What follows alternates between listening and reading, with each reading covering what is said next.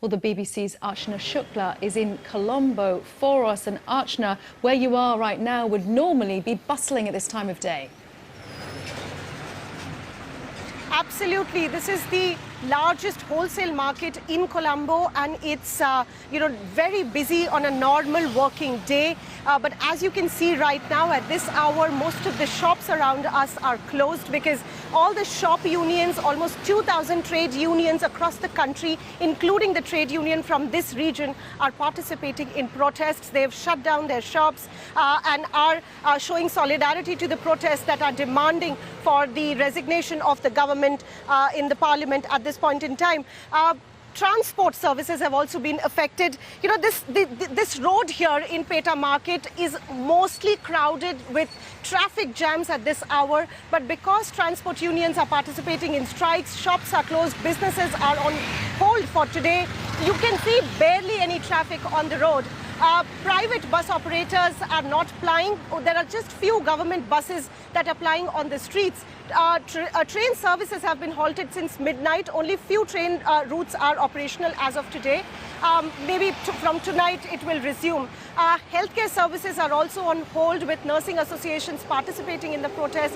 Only essential healthcare services and emergency are being catered to in the hospitals today. Banks are closed, both private as well as government banks, so even that service is not happening. So most part of the regular day-to-day activity across Colombo is on hold. Protests, however, are continuing in different parts of Colombo as well as in different parts of the country. As we speak, a large protest is also happening outside the parliament, demanding for the resignation of the government, even as the government faces a no-confidence motion in the parliament, and the parliament is in session today. And Archana, these protests that you've been reporting on have been going on for weeks and weeks. The government coming in for huge amounts of anger about how hard life is for people. What is the government doing to try and help? On two sides, the solutions are being sought for. One on the economic side, where the government is looking for some emergency aid from countries like India and China. They're looking for emergency aid from the World Bank, the Asian Development Bank.